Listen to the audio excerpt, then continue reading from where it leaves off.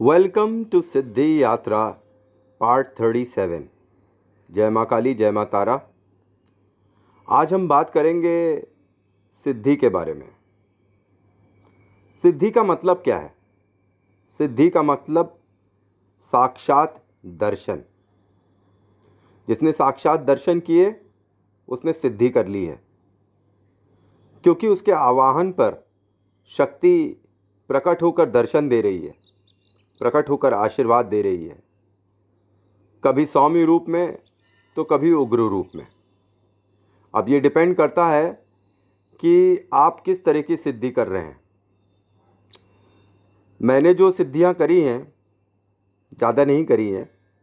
मैंने माँ काली की सिद्धि करी है और योगिनी सिद्धि कर रहा हूँ। 64 योगिनी सिद्धियाँ, जिसमें 22 योगिनियों को मैं धारण कर चुका हूँ। और तीसरी सिद्धि जो मैंने करी थी वो है पीर साधना। ये 3 सिद्धियां ही मैंने करी हैं। मुझे ज़्यादा कुछ पता नहीं है, पर जो मैंने करा है वो मैंने एक्सपीरियंस किया है और वही मैंने शेयर किया है आप सबके साथ। मैंने और चैनल्स पे देखा, और यूट्यूब चैनल्स पर, कि लोग जैसे कि रेवड़ियाँ बांटते नहीं हैं, वैसे मंत्र और सिद्धियाँ बांट रहे हैं। जैसे कि उन्होंने सारी सिद्धियाँ कर रखी हैं और उम्र देखो उनकी, जैसी जितनी उतनी उम्र है, जितनी उनकी उम्र है उतनी सिद्धियां तो वो स्वयं ही कर चुके हैं। कोई कहता है कि 21 बार 21 दिन तक जाप करिए, कोई कहता है 41 दिन तक जाप करिए। तो ये सारी सिद्धियां जो YouTube पर चल रही हैं ये उग्र सिद्धियां हैं। इसमें आप शक्ति को ज़बरदस्ती आवाहन कर कर बुलाते हैं और वो प्रकट होती है, और उससे फिर ज़बरदस्ती वचन लेते हैं, उसको फंसाते हैं अपने जाल में, दुहाई देकर, पता नहीं क्या क्या कर कर। मैंने इस तरह की कोई सिद्धि नहीं करी है। मैंने कोई भी उग्र सिद्धि नहीं करी है। मेरी सारी सिद्धियां सौम्य हैं। मेरे समक्ष जो भी शक्तियां प्रकट होती हैं, जैसे माता काली की शक्ति प्रकट होती है तो वो सौम्य रूप में प्रकट होती है। आज तक मैंने माता को गुस्से में देखा ही नहीं। उनकी आंखें हमेशा झुकी रहती हैं और वो मुस्कुराती रहती हैं। योगिनी सिद्धियां भी जो मैंने करी, जो मैं कर रहा हूँ, उसके अंदर भी योगिनियां वे शक्तियां हैं जो साध्वी हैं। वे कोई प्रेत पैशाचिक शक्तियां नहीं हैं। वे भी सब सात्विक शक्तियां हैं जो माता काली के साथ रहती हैं। एक तरीके से कहा जाए तो वो माता काली की दोस्त हैं, 64 दोस्त जो उनके साथ हमेशा रहती हैं। और ये सब की सब साध्वी रूप में है। अब योगिनी की जगह आप यक्षिणी साधना करें, अप्सरा साधना करें, प्रेत साधना करें, पिशाच साधना करें, तो ये सब उग्र शक्तियां हैं जो आपको नुकसान भी पहुंचा सकती हैं। और इनको आवाहन करके बुलाने पर ये आकर वरदान तो दे देती हैं, पर ये रुष्ट रहती हैं कि इनके मन मुताबिक इनको बुलाया नहीं गया।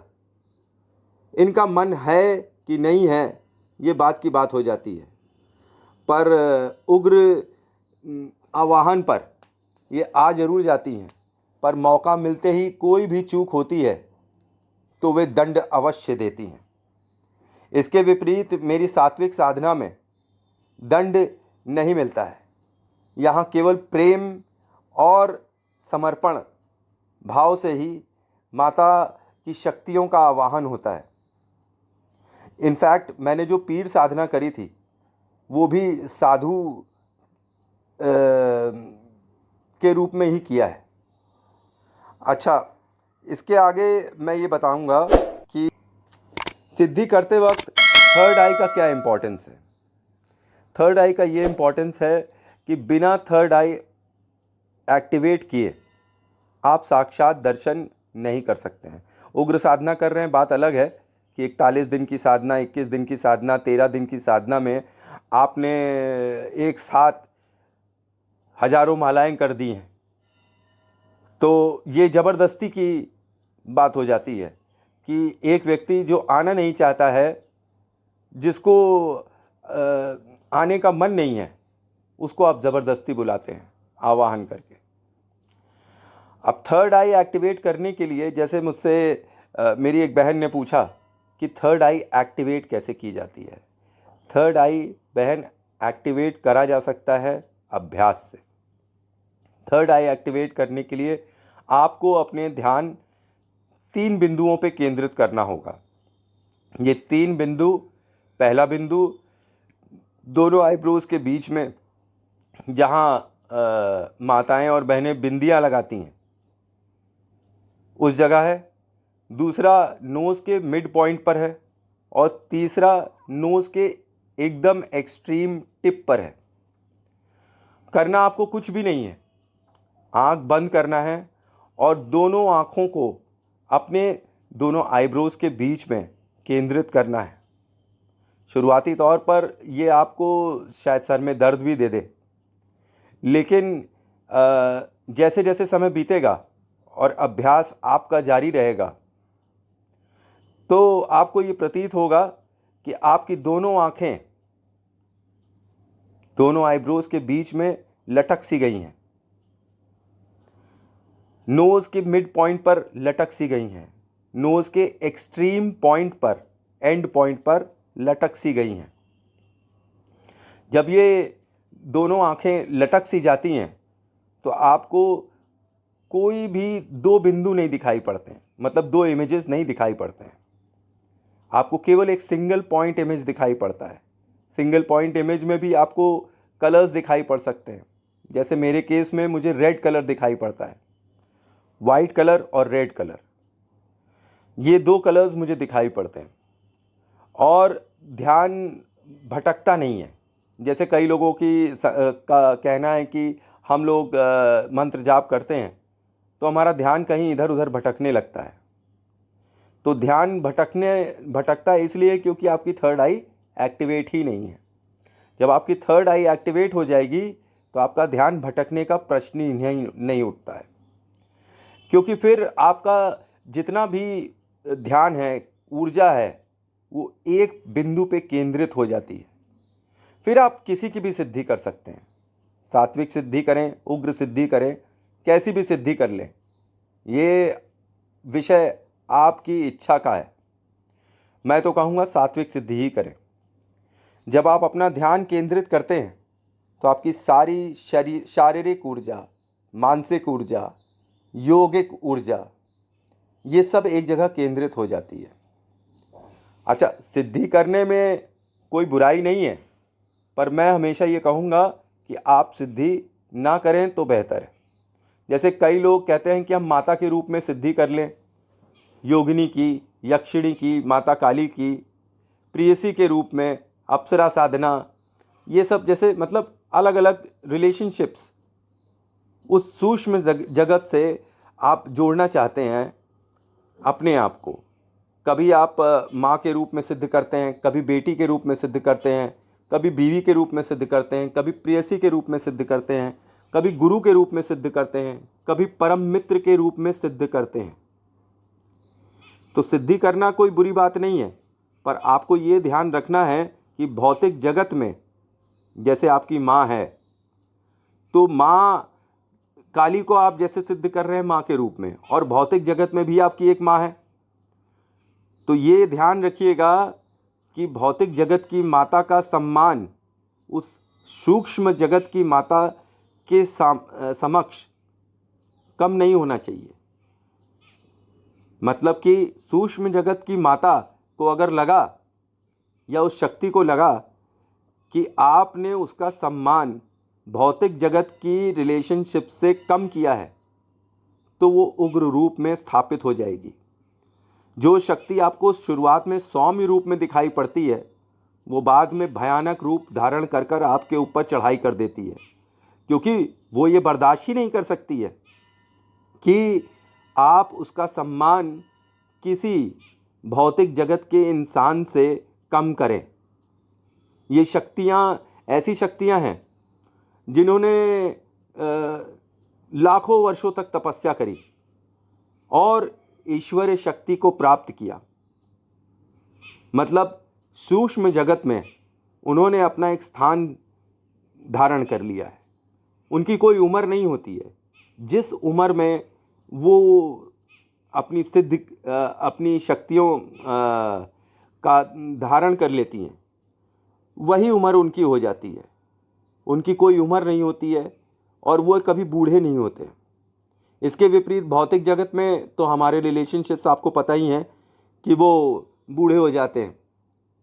पर जो सूक्ष्म जगत की माता हैं और शक्तियां हैं, या जो अन्य देवी देवता हैं, उनकी उम्र कभी भी घटती नहीं है। अगर किसी की 25 साल की उम्र है तो वो 25 साल की होती है। जैसे साध्वी जो होती हैं वो 35 ईयर्स की उम्र की दिखाई पड़ती हैं। उसके बाद उनकी उम्र कभी घटती नहीं है, बढ़ती नहीं है, वो वहीं पे ही स्थापित हो जाती हैं। लाखों वर्षों तक तपस्या करने के पश्चात उन्होंने ये शरीर, सूक्ष्म शरीर धारण किया हुआ है। और ये सोचना कि आप उनको माता के रूप में सिद्ध कर लेंगे, तो आप एक बात जान लीजिए, अगर आपने अपनी माता का सम्मान ज़्यादा किया और उनका कम किया तो वे आपकी माता की दुश्मन बन जाएंगी, आपके रिलेशनशिप्स की दुश्मन बन जाएंगी। आपने प्रेयसी के रूप में सिद्ध कर लिया है तो अब आपकी कोई प्रेयसी नहीं हो सकती है। उस शक्ति के अलावा कोई और प्रेयसी आपकी नहीं होगी। उस शक्ति के अलावा आपकी कोई बेटी नहीं होगी। उस शक्ति के अलावा आपकी कोई माता नहीं होगी। उस शक्ति के अलावा आपका कोई गुरु नहीं होगा। उस शक्ति के अलावा आपका कोई परम मित्र नहीं होगा। वो ये बर्दाश्त ही नहीं करेगी कि आपका ध्यान किसी और के ऊपर ज़्यादा हो। वो अगर आपके समक्ष उपस्थित हो गई हैं, आपके आवाहन पर, आपकी भक्ति की शक्ति से, आपके मंत्रों के जाप से, तो ये बात आप समझ लीजिए कि वो आई हैं तो वो आपके साथ रहने आई हैं और वे चाहती हैं कि आपका सारा ध्यान उन्हीं के ऊपर रहे। वो ये बर्दाश्त ही नहीं करेंगी कि कोई और उनकी जगह ले सके। इन शॉर्ट में कहूँ तो सिद्धि करने पर आपके रिलेटिव्स को नुकसान हो सकता है, आपके बच्चों को भी नुकसान हो सकता है। मान लीजिए आप किसी शक्ति को अपनी बेटी के रूप में स्थापित करना चाहती हैं, तो फिर बेटी वो अकेली ही होगी, दूसरी बेटी वो रहने नहीं देगी। जैसे माता वो अकेली ही होगी, दूसरी माता रहने नहीं देगी। तो आपको ये बात समझना चाहिए कि अगर आपने किसी शक्ति को स्थापित कर लिया है तो आप उसी के होकर रह जाएंगे। और गलती से भी आपके रिलेटिव्स ने ये कह दिया कि ये देखो, ये अकेले में बैठा बड़बड़ाता रहता है, पता नहीं किससे बात करता है, कौन चुड़ैल, डायन या कौन पिशाचिक शक्ति से ये बात करता रहता है। तो ये बात आप समझ लीजिए, वो रिलेटिव के ऊपर बहुत बड़ी दिक्कत आ जाएगी, क्योंकि उनके लिए जो भाव दूसरे के मन में आएगा तो वो उसका परिणाम उसको ज़रूर दे देंगी।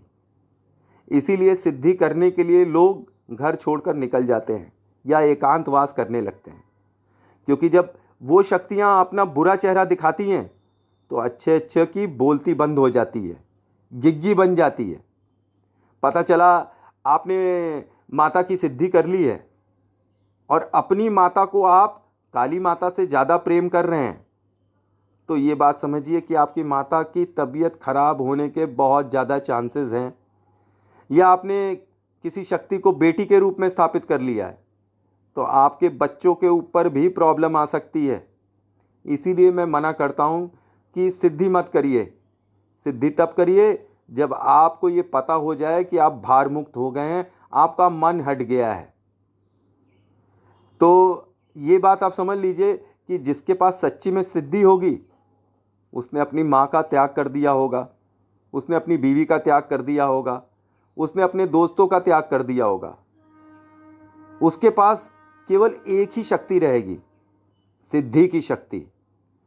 तो आपको ये समझना चाहिए कि आपके रिलेटिव्स को नुकसान हो सकता है। और जब शक्ति आती है तो वो भोग लगाती है, भोग कैसे लगाती है?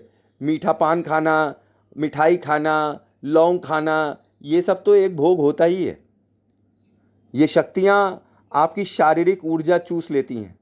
ये शक्तियाँ आपकी योगिक ऊर्जा भी चूस लेती हैं। इसीलिए मैं बोलता हूँ कि मंत्र जाप करिए।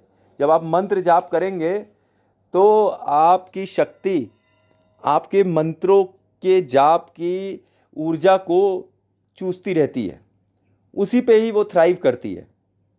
इसके विपरीत अगर जरा सा भी आपने मंत्र में कमी कर दी तो आप समझ लीजिए वो शक्ति आपके शरीर को चूसना चालू कर देगी।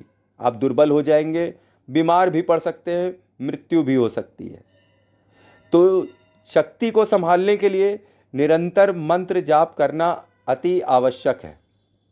दूसरी बात कि थर्ड आई एक्टिवेट करने के लिए अभ्यास कैसे करेंगे?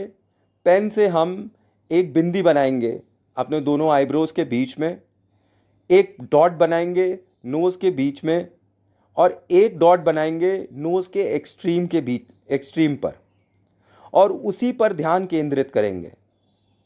लगातार ध्यान केंद्रित करने पर जिस समय आपको लाल, सफ़ेद या धुंधली पीली लाइट या सर्कल में रेड लाइट और बीच में ब्लैक ये दिखाई पड़ने लगे तो आप समझ लीजिए कि आप सिद्धि के बहुत नज़दीक हैं। और ये अच्छा भी है और ये डेंजरस भी है। डेंजरस क्यों है ये मैंने आपको बता दिया। देखिए 16 मिनट हो गया है। Thanks for watching. जय माँ काली, जय माँ तारा। नेक्स्ट एपिसोड में मैं और इलैबोरेट करूँगा कि कैसे आप अपनी थर्ड आई एक्टिवेट करें।